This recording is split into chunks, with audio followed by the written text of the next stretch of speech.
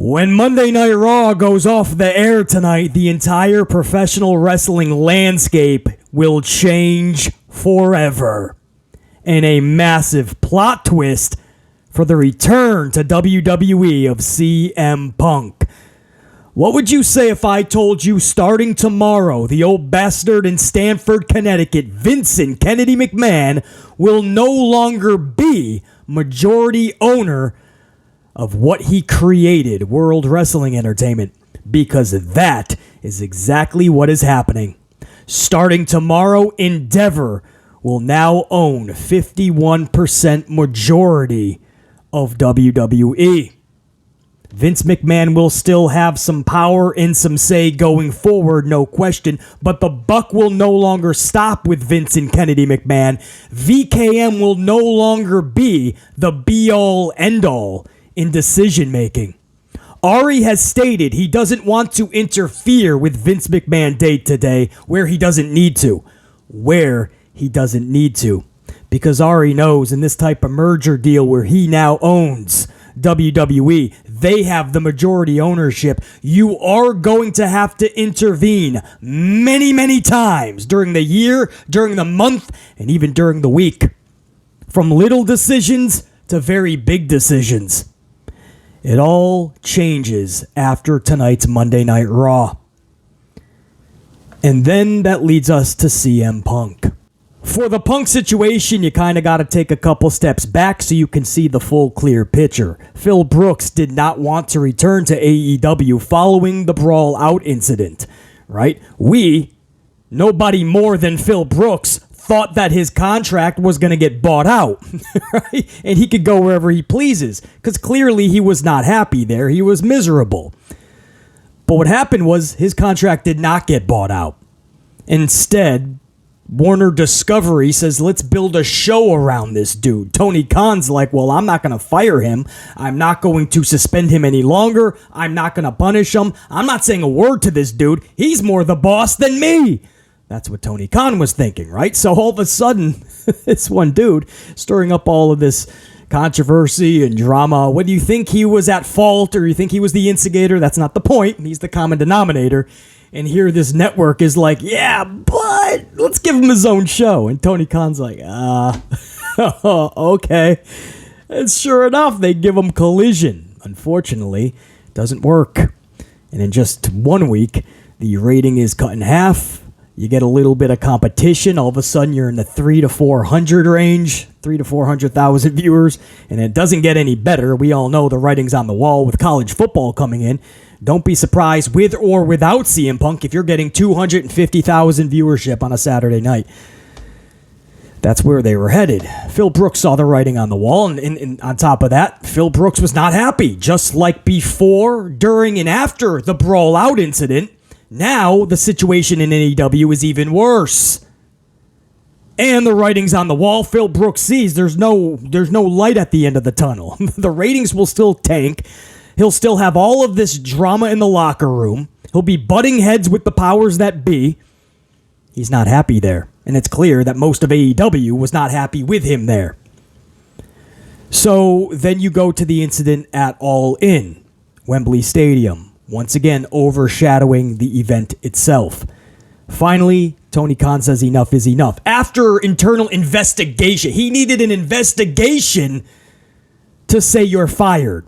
Any other company, any business, any job that you were in, if Brooks did this much damage, he would have been gone a long time ago. But I don't know how many investigations one person needs or how much evidence you need to finally fire somebody. But Tony Khan finally did the only option that he had. Before your own talent is going to say, what are we doing, man? We can get away with anarchy here, and you ain't going to do nothing. So sure enough, he finally fires CM Punk. And then all of a sudden the rumors start, right? Well, Punk to WWE, man. Punk, all the WWE roster is now being asked about Punk. Old and new. Kevin Nash to Drew McIntyre, from a Zelina Vega to a Sethington Rollins. Everybody is being asked, what about Phil Brooks coming to WWE? And then you are immediately met with the response that we've gotten for years. Well, Vince McMahon and Triple H can't stand Phil Brooks, and Phil Brooks can't stand Vince McMahon and Triple H. It'll never happen. I want to go back to something that Phil Brooks said himself right around the time that FS1 was doing their Fox interview show, or pre-game, post-game, whatever that was. Backstage, it was called. You remember what Phil Brooks said? You'd be stupid not to entertain business with WWE. Of course he would take the phone call, he said, because at the end of the day, it's business. That's what Phil Brooks said. So when everybody else was saying, oh, he was fired on his wedding day, he'd never go back to WWE, Phil Brooks was saying, hold up, don't speak for me. I absolutely would go back. It's business. And it's clear that that's what this is about now for Phil Brooks. I've been saying it in WWE, I said it in AEW, and I stand by it. Phil Brooks is not happy in pro wrestling anymore. I don't know if he ever will be, but he's not happy doing it. So from here on out, if he comes back to WWE and AEW and Impact or the local bingo hall, you have to treat it like business. Just business. It sucks that you can't have fun too, but it looks like it's going to have to be treated like a job. Insert WWE. Because the sad truth is, for AEW fans, the only place for CM Punk right now is WWE. It's the only model that can actually contain him. If you think Brooks is having fights in gorilla position in WWE in front of Vince McMahon and Triple H, or if Ari is there in gorilla, stopping by to see a Raw or SmackDown, and Brock Lesnar maybe it's a pay-per-view, right? Where Punk usually overshadows these events. Maybe Brock Lesnar is sitting in gorilla. If you think Phil Brooks is going to take over the show, it's not going to happen. McMahon, Brock Lesnar, and many others would put a stop to that pretty quickly. It's the only place that has the structure to contain a CM Punk, first of all. But secondly, it's the only place that can give him the business that he's looking for. Brooks going back to WWE is a no-brainer. It makes the most sense. It is pretty obvious that it needs to happen. I've said it for years. The whole 6 years I've had the channel, I've told you guys one day, one way or another, CM Punk's going back to WWE. It's happening. It's just happening. And I don't even think it's just for a Hall of Fame induction one day. There's going to be another run. And this is the only place that can actually put forth exactly what Phil Brooks needs, but what he's looking for. And in the process, one hand washes the other. It's clear you're not having fun in pro wrestling anymore, but if you're just going to treat it like a job, WWE has just the job for you. The return to Survivor Series in Chicago, pretty obvious, pretty evident. And you don't lowball him either. If we have to go through another CM Punk run where he looks and feels more mid-card than ever before, like taking on Samoa Joe in the first match at All In, ROH's Samoa Joe in a rematch in the first match of AEW All In. This is a guy who said, I always wanted the main event WrestleMania, and I wasn't even happy taking on The Undertaker because it wasn't the actual main event. And here is AEW's biggest event. You're supposedly the biggest star, and they got you in the first match against ROH's Samoa Joe. In a rematch, by the way, from a week earlier on Collision. But that's much better than Undertaker at Mania? No, nobody, including CM Punk, wants to go through that again, I'm sure. So you put him right in there with the big dog, the tribal chief, Roman Reigns, at Survivor Series. You set this up big for Royal Rumble. You don't wait till Mania. Roman and Punk. Punk does not deserve the spot over a Cody Rhodes or somebody else. He just doesn't. That doesn't mean that you don't make Punk relevant and you don't try to cash in on the whole situation and scenario. Punk can cash in, WWE can cash in. And I'm not even saying Punk's the draw that he once was, because he's not. But there's still value. There's more value in Punk in WWE than Punk in AEW, and we just saw that since Punk got to AEW, sadly. So you start right off in Chicago, and you have him right up there with the tribal chief. And at the Royal Rumble, that match for the championship, Roman Reigns and CM Punk. This may sound like fantasy booking. This shouldn't be. This is exactly how you book this. And Punk does not get defeated clean, and whoever and however he is beaten by Reigns, because that has to happen, so Roman goes to Mania and takes on a Cody or whoever, if they try to run it back with Cody. And then CM Punk has his big WrestleMania match going forward. Punk loses at Rumble, absolutely, but Punk has a big W at Mania.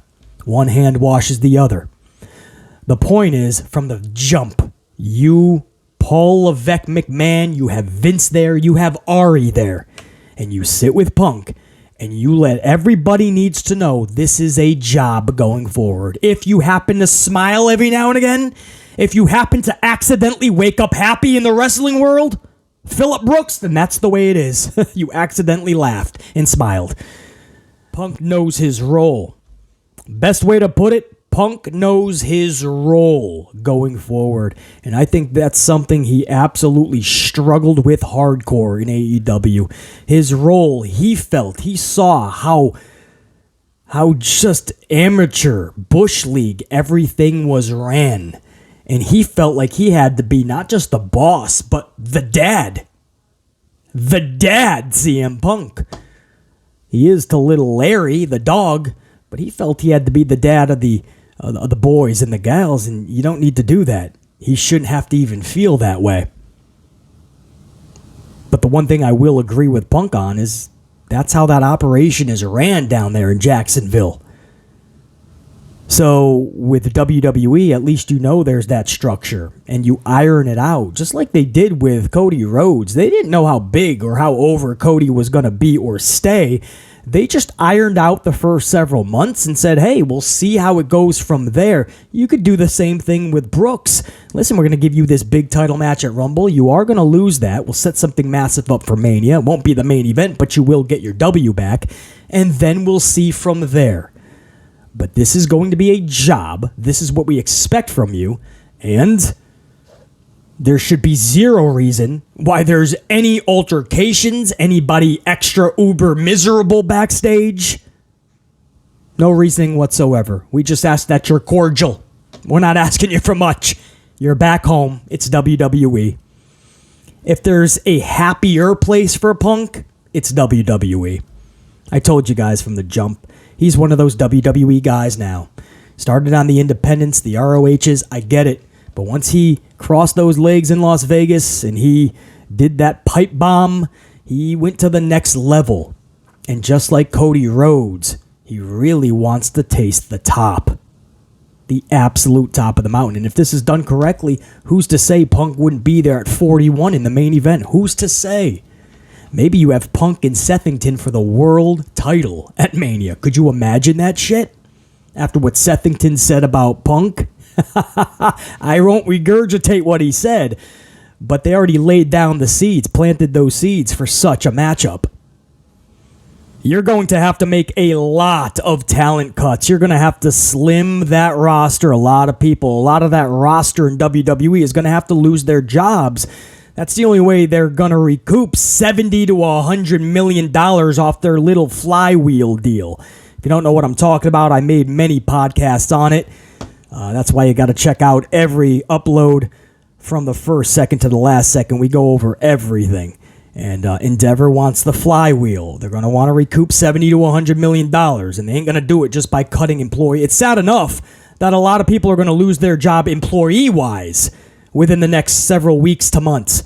But a lot of the roster that you see, especially NXT, is going to be ravaged.